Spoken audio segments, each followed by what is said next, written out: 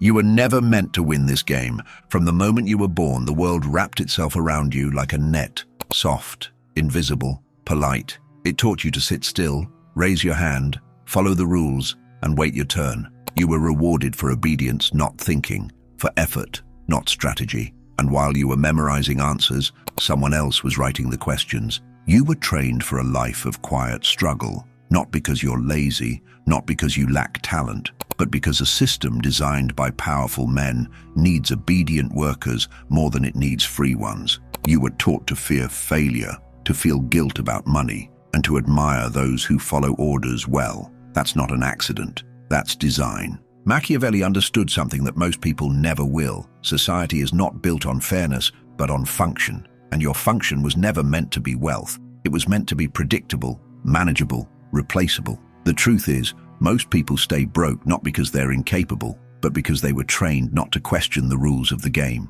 They were trained to play, not to win. The rich don't think like you. They never did, because they weren't taught to. From a young age, they are shown that rules can be bent, appearances can be controlled, and power is more important than virtue. While you were learning how to be liked, they were learning how to be feared. While you were told to work hard, they were told to own the system. And the cruelest part? You defend the very ideas that keep you trapped. You call it humility, hard work, integrity. But what it really is programming, installed deep into your mind so that when you fail to rise, you'll blame yourself instead of the structure. That's the real game. That's why it works. Machiavelli would not have told you to be good. He would have told you to be aware, to watch, not believe, to ask, who does this rule benefit? Who profits from my obedience? Who loses if I walk away? Because until you start asking those questions, you will continue to do what they've trained you to do.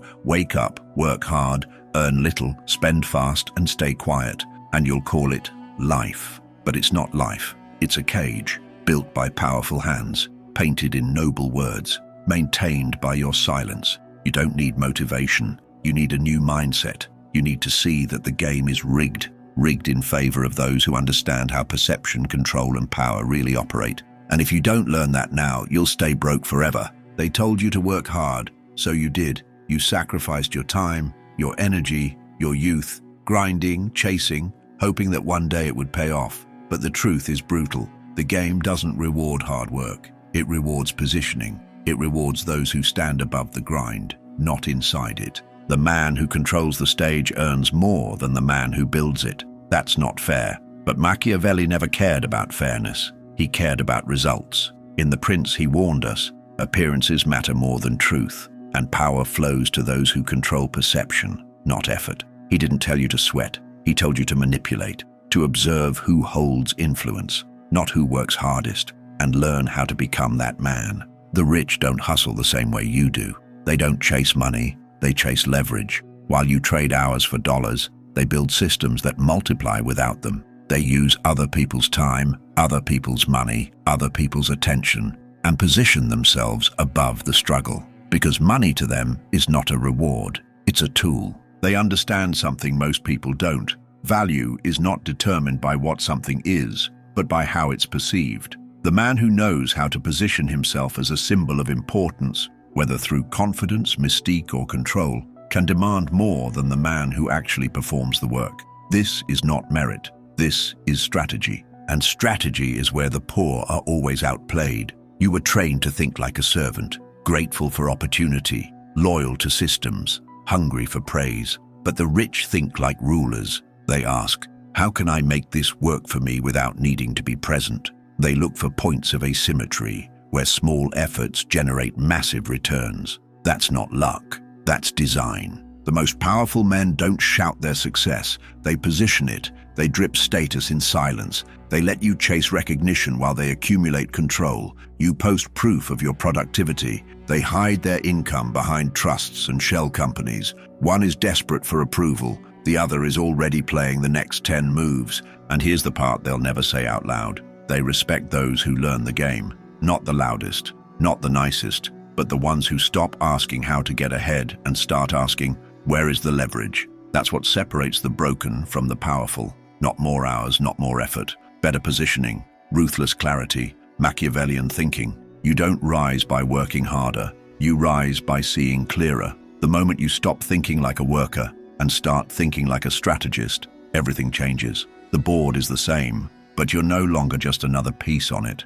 You become the one who moves them. And in this world, that's the only way out. Obedience is the prison you were taught to decorate. From the time you could speak, you were trained to say yes, to raise your hand, to wait for permission. You were conditioned to fear confrontation, to see compliance as virtue, and to believe that saying no would make you dangerous, difficult, or disobedient. And they were right. It does. But that's exactly why the rich are trained to say it often. Machiavelli never glorified submission. He saw it as a tool, useful in appearances, deadly in practice. He warned rulers to appear virtuous, but to never confuse the mask for the man. In his world, and in ours, the one who avoids conflict becomes a pawn in the hands of those who don't. The rich don't flinch when challenged. They don't defend themselves when accused. They don't explain, because explanation is a form of submission, and the powerful never submit.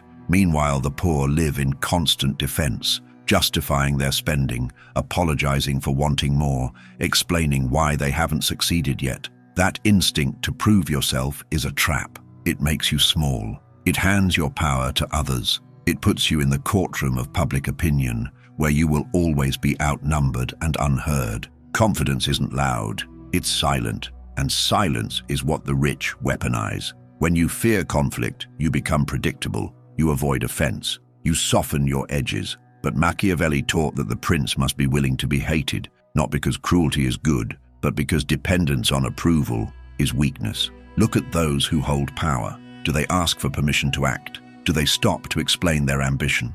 Number. They move. They provoke. They create tension, and then use that tension to rise. They don't avoid enemies. They use them. Because in a world obsessed with likability, the man who isn't afraid to be disliked becomes untouchable. The poor seek peace. The rich seek position. That's why the elite are comfortable in conflict. It reveals who they are, and more importantly, who controls the room. In negotiation, in media, in law, power isn't found in being agreeable. It's found in being unbending. You've been trained to value harmony, but harmony is cheap when it costs you influence. You were taught to fear discomfort, when discomfort is the very forge of strength. And every time you back down to keep the peace, someone else steps forward to take what could have been yours. Machiavelli said, "It is much safer to be feared than loved, when one of the two must be lacking." This isn't about cruelty, it's about clarity. If you fear confrontation more than you fear failure, you will always be poor,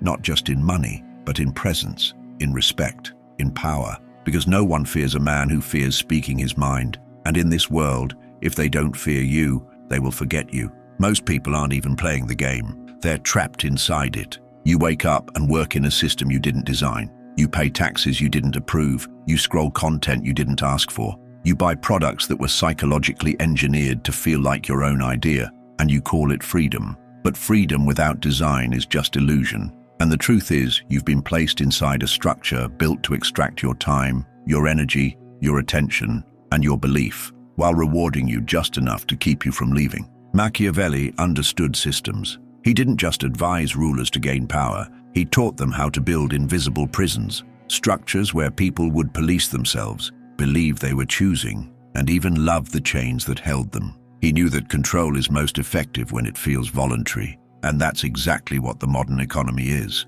a voluntary prison, one where you exchange your best years for someone else's dream, where you sign contracts you don't read, agree to terms you don't understand, and spend more time consuming images of wealth than building any of your own. You work, not to escape the system, but to stay compliant within it. Meanwhile, the rich build systems of ownership. They don't just earn money, they design platforms, institutions, narratives. They create frameworks that others live inside. You pay rent, they own the building. You buy the course, they sell the illusion. You consume their image, they monetize your attention, and none of it happens by chance. Because when you don't understand how systems work, you become the fuel that keeps them running. You think you're climbing the ladder, but the ladder was never designed to reach the top. It was designed to keep you moving just enough to feel progress, while staying exactly where they want you. And here's the worst part. You defend the very structure that keeps you broke. You say things like, not everyone can be rich,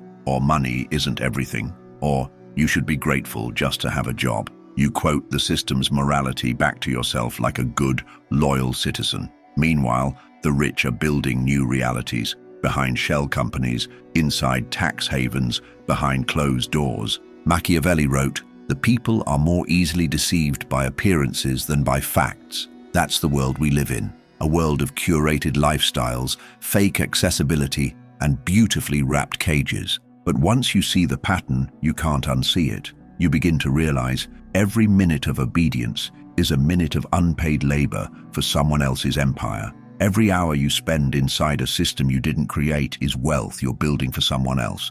The only way to escape is to stop asking how to succeed in the system and start asking how to build your own. Because until you do, you're not competing, you're not rising, you're just fueling the machine that keeps you broke. Chaos terrifies the poor, but it empowers the rich. Every time the world shakes, through war, inflation, recession, or fear, the average person scrambles to protect what little they have. They panic, downsize, retreat, but the elite don't flinch. They wait, they watch, and then they move, quietly, surgically, without emotion. Machiavelli taught that fortune favors those who are bold in uncertainty. It is better to act and fail than to hesitate and lose. The prince must adapt to the times, not wait for comfort, and today's ruling class lives by that law. They see chaos not as danger, but as opportunity, because when the crowd is afraid, power becomes cheap. Think about it. Crashes are when empires are built. Markets dip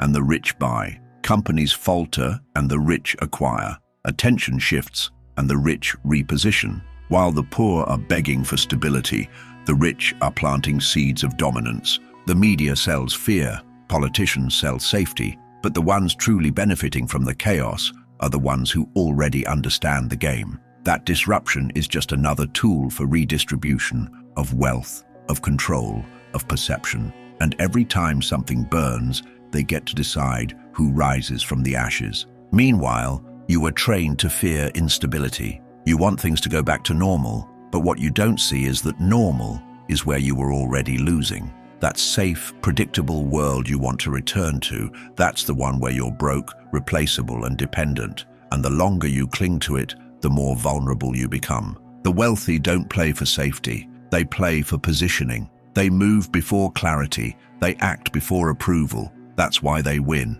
Because they understand what most people never will. Chaos is just clarity in disguise. It reveals who is prepared, who is panicking, and who is pulling the strings. When you fear uncertainty, you delay action. You wait for permission. You watch the storm and pray for shelter. But the Machiavellian man doesn't pray. He plans, he sees the storm coming and builds a tower on the hill, one that others will run to when the flood begins. You don't need to predict the future, you need to understand the pattern. Chaos creates openings, openings create advantage, advantage becomes leverage, and leverage is what the rich use to climb while you're still waiting for things to feel safe again. Machiavelli said, "A wise prince ought to adopt such a course that his citizens will always be under obligations to him. Replace citizens with consumers, followers, voters, and you'll see exactly how the elite use every disruption to tighten their grip. The storm isn't your enemy,